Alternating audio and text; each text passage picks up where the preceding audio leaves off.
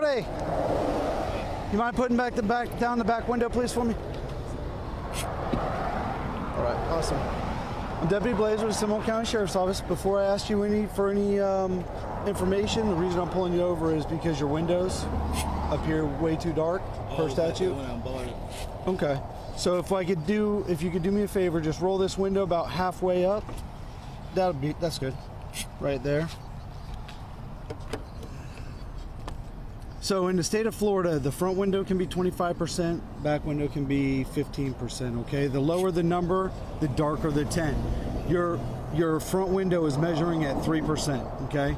So I thought it went by the back one. I thought. No. So as you can see, 3. What that means is only 3% of the outside ambient light is getting through your window.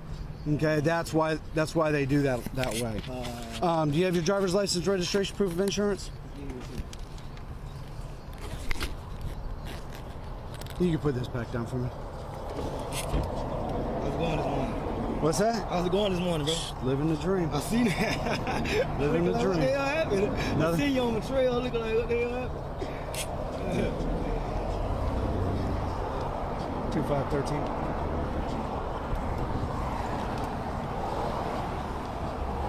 $1038, please.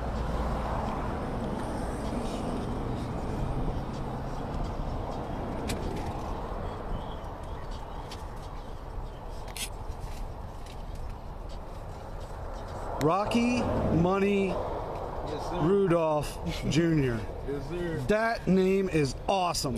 That's probably, in 14 years, that is probably the best name I've seen.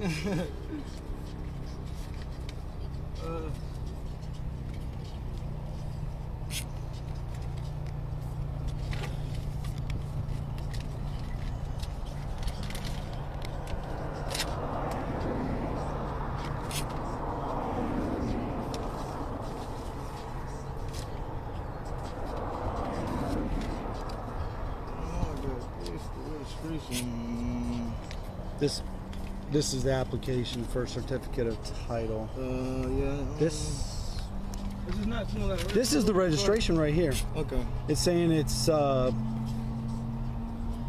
guess your birthday's probably on the 5th. Is it? Yeah.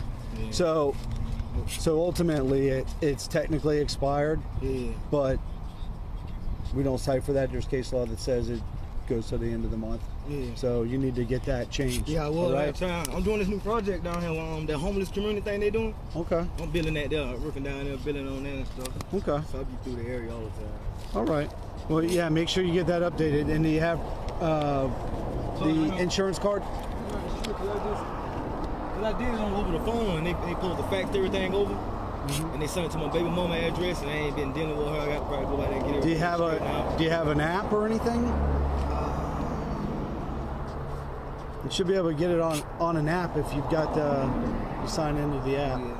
I just gotta check and make sure it's good. That's good. I just paid that sucker.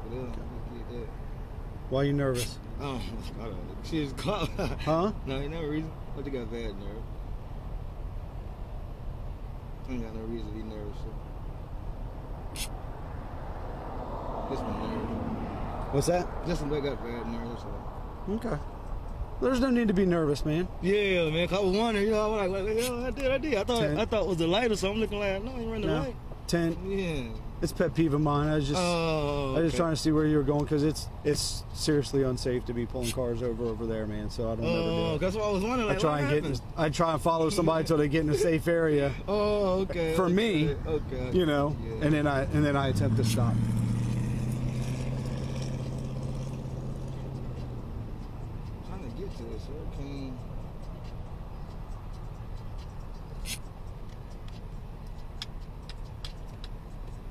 Let's take the sucker. No, get it on Facebook.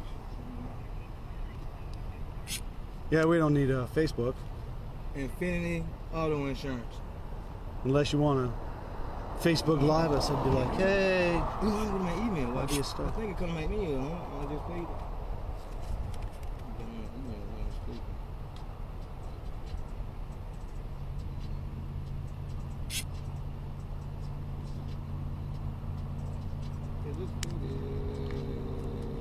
It's also going to be about time for you to get a new license. Yeah, I know I get all that stuff straightened out. I've been so busy, man. Right? No, I gotta take a day off. I feel you. Y'all working today? No. Oh, okay. Well, unfortunately, today being your day off, everything else is closed too.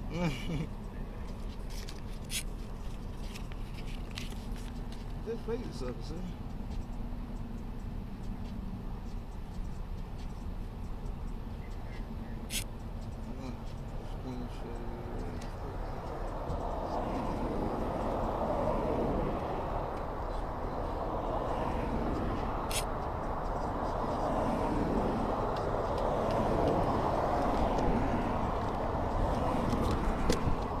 Oops, sorry.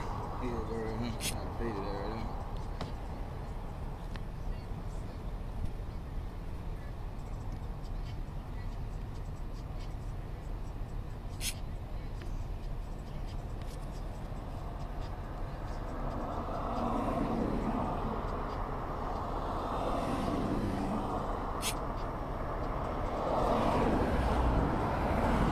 Awesome. All right. Mr. Rudolph. Yes, sir. Is there any reason why there would be a hint, faint of weed coming out of your vehicle? Do you smoke? Do you have any friends that smoke? Anything like that? No, sir. Just black and mild. Probably black and mild smoke. Just black and mild. No, I know the difference between black and mild smoke and this and that. Do you have any marijuana in the car? No, sir. Okay. So there's no marijuana in the car at all? Okay. And do you have a Florida health card that allows you to smoke medical marijuana? No, sir. No? Okay. Just black and mild. I left on. What's that? Just left the Walmart up on. Okay. Yeah, I did too. I had to go to the bathroom, something fierce. Oh, that was you I seen back then. I just rolled through there. You see me go in there, go to the bathroom, come back out. Okay, I just rolled through and dropped the chick off at work in there. Yeah, okay. I seen the car back then, but I was thinking that first thing in the morning. All right. Can you do me a favor and just shut the car off for me? Okay. What happened, sir? Huh? Well, I smell marijuana, and you don't have a card, so I'm not. Listen. I'm not concerned with some personal use stuff, man. It doesn't even warrant my time. Marijuana, black and mild. I'm smoking a black and mild every time. Would you mind shutting the car off, please? That's crazy, sir. Huh? I'm smoking a black and mild. I understand. Just shut the car off for me, please. Okay? All right. 2513, somehow. Step them up, please. It's no big deal. I mean, I'm not. You gonna like take me from a license to marijuana, bro? Listen. Do me a favor. Do me a favor. I'm telling you right now. Stop! Put it in park. Put your hands up. Put your freaking hands up. Seminole, you're just trying to take off with me. Step them up now. Do nothing, please. Sir, I'm telling you. Why you doing Put your hands up. Put your hands up. Put your hands up. I swear to God. Put your hands up. You put it in park. Sir.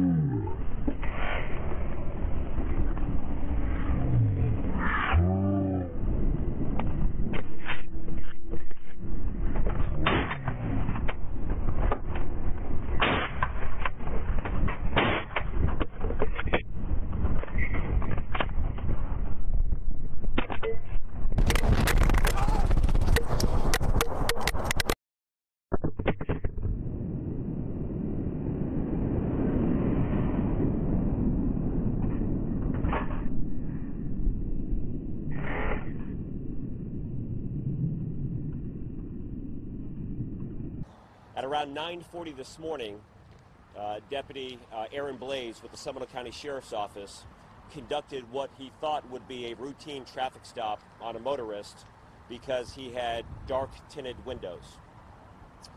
He was able to conduct that traffic stop on the on-ramp, the westbound on-ramp onto I-4 on the side of the road, and the motorist just pulled over in his black Cadillac Escalade. And again, that motorist was Rocky Rudolph.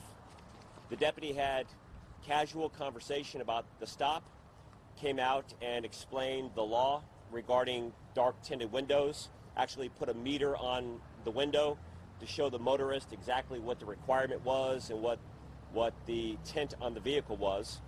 And they had some routine conversation about driver's license, registration, a proof of insurance, and everything seemed to be going just fine. A part of the traffic stop, the deputy smelled an apparent odor of marijuana from the car and asked the motorist if he had a permit for medical marijuana, which he said that he did not. At that time, he asked the motorist to turn off the car and asked for a deputy to come back and support him and back him up. And at first, Rudolph refused to turn the car off, started to become more aggressive in his conversation, and the deputy then pleaded, just please turn your car off. It's not that big of a deal. We just need to check this situation out. He then became combative, and at one time yelling and screaming, and actually put the car in drive, and as the deputy was attached to the window, pulled the deputy at least 20 feet down the shoulder of the road. The deputy was still there, engaged with the suspect, at that time pulled his firearm out, and then ordered Rudolph to raise his hands, turn the car off, no longer drive forward, as he was radioing to other deputies to send backup because he tried to get drugged down the street. Rudolph goes back and forth with Deputy Blais, and then ultimately the seatbelt moves forward, and Rudolph reaches towards the gun hand of Deputy Blais and actually holds him there and drives him at least 100 yards down the road heading towards I-4 before Deputy Blais falls off the car, rolls into the median, and is witnessed by eyewitnesses all around. Rudolph then takes his car just a little bit further from almost killing our deputy, loses control of it, and then jumps the fence, runs into the commercial and residential area, which has been the focus of our manhunt for the past 8 hours, consisting of every single city agency within Seminole County, and then our surrounding partners with FDLE, and et cetera. So what we know is the deputy fired at least some shots into the car. We knew who the individual was because we had the driver's license, we had information from the tag. We were conducting surveillance, we were trying to find him. We found out that his family lives in Apopka, and there was a suspicious vehicle driving around that area. We got the information of that suspicious vehicle, but nobody attempted to stop the car at that time. We later found that there was an off-duty law enforcement officer from Belle Isle that was in the area trying to help out, that saw a person matching the description run from the wood line up into some bushes in a residential area and get into that vehicle that matched the suspicious vehicle down in Apopka. Ultimately, our SWAT team and investigators were able to corner that vehicle in that was being driven by, we believe, his 20-year-old daughter, and take him into custody. When we took him into custody, he has one gunshot wound in the leg, and now he's taken to the hospital for treatment. This was a very, very dangerous situation. Let me tell you a little bit about Rudolph here. And this is what our problem. We have a small percentage of the offender population that is responsible for a large percent of the chaos that occurs in our community. Rocky Rudolph was charged with 32 felonies, 22 misdemeanors, 15 felony convictions, 8 misdemeanor convictions. There's a 9mm inside of his car. There's a 9mm that at least 3 eyewitnesses saw him throw in the bushes as he was running from us. One of the crimes that he was acquitted for was murder with a firearm. I mean, this is a bad dude who almost killed one of our deputy sheriffs on the side of the road. That as we're enjoying our coffee Saturday morning, he leaves his wife and his children to come out here and do this job. And I thank God for his professionalism and people just like him that put their lives on the line and walk that thin blue line every single day to protect our domestic and international freedoms. It's because of heroes like that that we can tuck our children in bed at night and feel comfortable in our communities. This guy needs to go to jail for a very long time. He's now being charged with first-degree premeditated murder, aggravated assault, and some other charges as this investigation continues. Again, we wanted to get as much information out to you and the public, and really thank our public, because a lot of people called in reports, and a lot of our citizens that live and worked in the area listen to our calls for help and assistance, and we want to thank them very much for that as well. With that, I'll open the floor to any questions that anybody may have. How's the deputy doing? The deputy is doing remarkably well. He is a trooper. He was not shot. He was drugged by the vehicle twice, and ultimately you'll see this, and I can't emphasize this enough. Sometimes we've had deputies and law enforcement officers across this country drugged by vehicles, but Rudolph was taking him to Interstate 4. And what you'll see in the video is he's thrown from this video into the median just feet before merging onto Interstate 4. If he would have been thrown on the interstate, you can only imagine what would have happened. His body camera flew off of his body. His body camera was ultimately run over by another motorist and then apprehended. And it is a very, very dangerous situation. He was seen at the hospital. They ran some tests, but considering what he's been through, he is in a good condition right now. How fast do you think he was going as he was driving? I tell you, the Rudolph was accelerating and trying to get away, so, you know, it's hard to predict, but maybe 40 or 50 miles per hour. You'll see when he's thrown from the vehicle that there's just a dust that flies up in the air as his body's being twisted and turned as he enters into the ditch. And I am absolutely convinced that Rudolph was reaching for his gun at the time, and I think that the video will clearly show that. Sheriff, you said that there was two scenes, one where the traffic stop happened and then one when Rudolph was apprehended. Where did those two take place? Yeah, so we've had multiple scenes here. So the first scene that we had is the scene where the attempted traffic stop occurred. That's on the on-ramp. And then we had another scene where he lost control and his vehicle, Rudolph's vehicle, spun out, probably a couple hundred yards further up, where he jumped the fence. And then the third scene is a community where it's in Longwood, that we were actually able to take down that vehicle. That exact location I don't know of right now, but it's somewhere in the Longwood area. Was that deputy taken to the hospital? Yes. Our deputy was... He's still there? He is not. He's been released from the hospital. You got to remember, this occurred just before 10 o'clock this morning, so he was immediately taken to the hospital, and they ran tests and CAT scans, and he's on a heavy dose of pain medicine right now for his injuries, and we will reevaluate him and check with him tomorrow. So he is with his family now, where it's exactly where we want him to be. Sheriff, what's the lesson to be taken away from all this? The lesson is very, very clear. You know, our law enforcement officers are out there. They're encouraging people to be compliant, while at the same time enforcing the laws that we as a society have created. And when a law enforcement officer comes in contact with you and they say, show me your hands, please put your hands on the wheel, please turn off the car, comply with those orders. This guy, in all accounts, shouldn't even be alive right now. And I don't know how many rounds were fired into the car, but it was probably not enough.